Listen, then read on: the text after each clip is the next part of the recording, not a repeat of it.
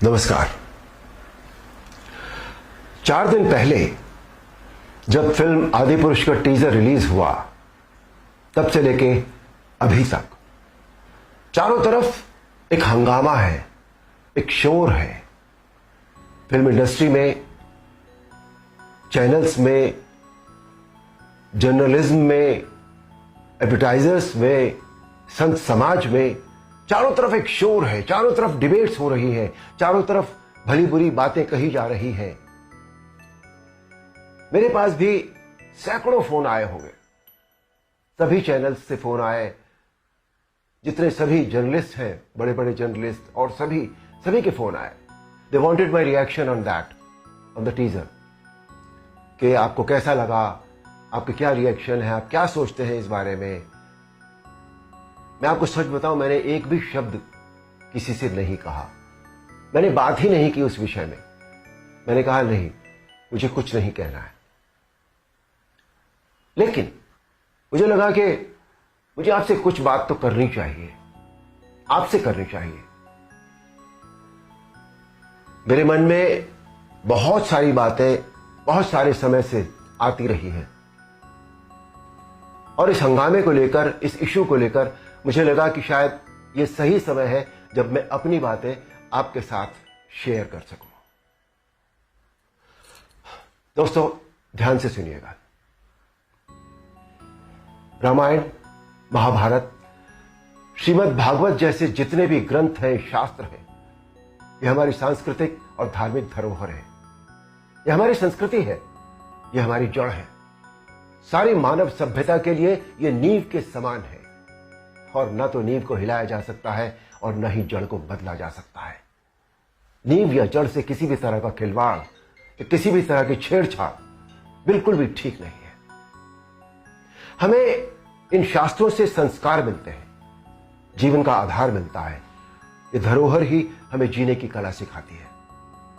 हमारी संस्कृति विश्व की सबसे प्राचीन संस्कृति है।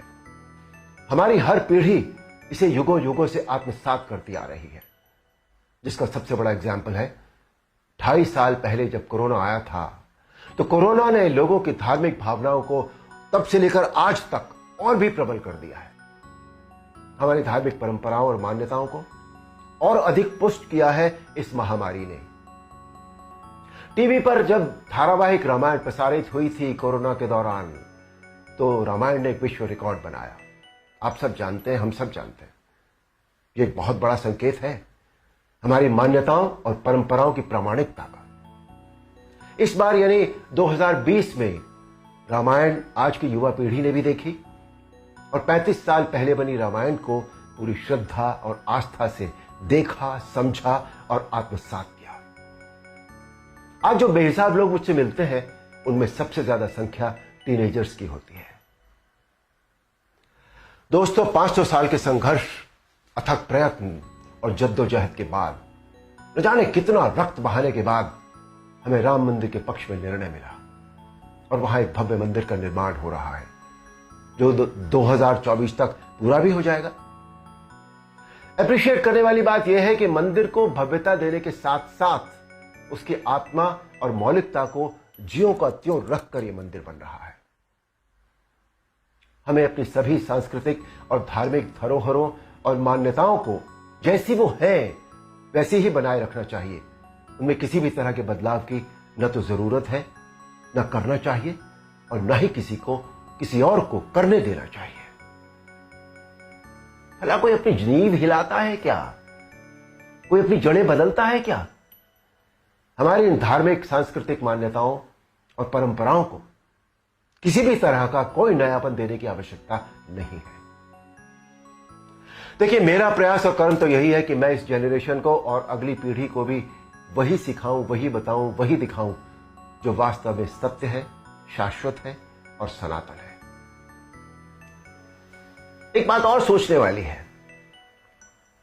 किसी और धर्म की परंपरा या मान्यता में जब किसी भी प्रकार का बदलाव या नयापन नहीं किया जाता, तो हमारी सनातन धर्म की मान्यताओं परंपराओं के साथ छेड़छाड़ आखिर क्यों?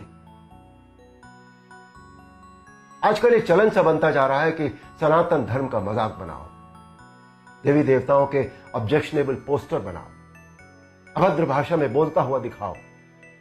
आखिर किसने अधिकार दे दिया कि कोई हमारी धार्मिक आस्था से छेड़छाड़ करे या हमारी भावनाओं को ठेस पहुंचाए?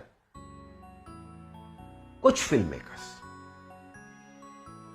कुछ राइटर्स, कुछ पेंटर्स, कुछ एक्टर्स, कुछ एडवर्टाइजर्स को इस बात का विशेष ध्यान रखना चाहिए कि वो क्रिएटिव लिबर्टी के नाम पर धर्म का मजाक न बनाए और न ही किसी की मान्यता या परंपरा को तोड़ मरोड़ कर प्रस्तुत करें। दोस्तों, ये किसी राजनीतिक पार्टी या धर्म के लिए नहीं, बल्कि पूरे देश के लिए एक स्वाभिमान बढ़ाने वाली बात है कि आज हमारे प्रधानमंत्री श्री नरेंद्र मोदी जी के नेतृत्व और कुशल मार्गदर्शन में देश के कोने कोने में सांस्कृतिक, धार्मिक और ऐतिहासिक धरोहरों को पुनः पहचान मिल रही है। स्थान स्थान पर कॉरिडोर बनाए जा रहे हैं, जिनसे हमारी इन धरोहरों की रक्षा भी हो रही है, उनका पुनर्निर्माण भी हो रहा है, साथ ही उनकी मौलिकता भी यथावत रखी जा रही है। मोदी जी, ये देश सदैव आपका ऋणी रहेगा। मेरा अनुरोध है आप सबसे कि आप सब पूरी सक्रियता और जागरूकता के साथ अपनी अमूल्य सांस्कृतिक, धार्मिक मान्यताओं और धरोहरों को सहेज कर संभाले रखने का संकल्प करें और दूसरों को भी इसके लिए प्रेरित करें। धन्यवाद। नमस्कार।